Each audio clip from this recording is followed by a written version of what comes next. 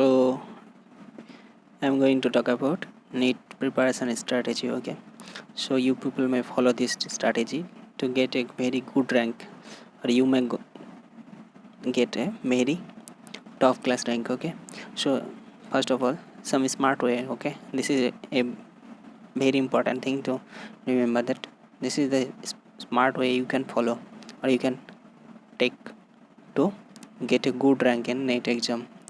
So first of all, NCERT books, it is mandatory for all basics things. Not only basic things, you must be surprised to know that the questions in biology sections in NEET exam mostly comes from NCERT book itself. And you know, NCERT book class 11 and class 12 is very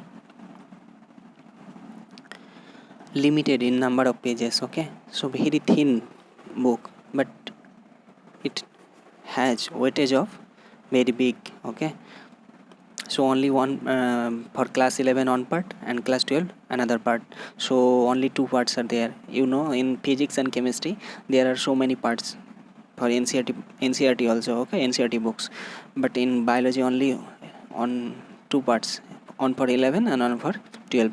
So it is very easy to read thoroughly. Okay, so out of 90 questions total, NEET having total 180 questions. Okay, out of 180 questions, 90 questions are from biology sections. Okay, so biology sections, out of 90 questions in the biology section, you you are you may be very sure that at least 80 questions would be asked from NCERT book itself. So NCERT book is must. Okay, only NCERT book is enough for answering 80 questions, at least 80 questions, and even remaining 10 questions you may guess from NCERT books knowledge. Okay, whatever concepts, whatever knowledge you will be having after reading NCERT books class 11 and class 12 biology, that would be useful, that would be enough to guess some questions also. Okay,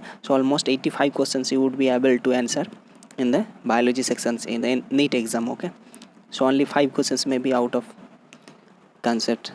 Still you may have chance to answer all remaining 5 questions too. Okay, so after this NCERT, you need to know another thing, that chemistry, in case of chemistry, inorganic chemistry. Okay, especially inorganic chemistry, only inorganic chemistry you just follow strictly to NCERT books. Okay, so NCERT books, only NCERT books.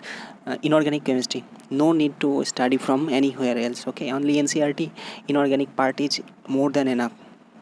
Whatever the information or questions would be asked there in the NEET exam from chemistry and chemistry, inorganic chemistry, that would be from only NCERT books. Okay, so inorganic chemistry and biology, whole biology, is only from NCERT books. Remaining whatever physical chemistry and organic chemistry, you need to clear basic concepts from NCERT books, or you may follow some other standard books.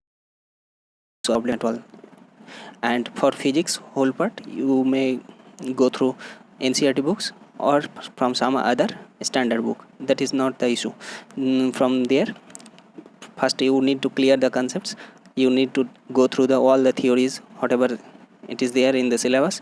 After that, practice MCQ as much as possible, especially the previous year questions. Okay, so inorganic chemistry and biology class 11 and 12 from only NCERT books, that is enough. And remaining all parts you need to clear your concepts, basic concepts.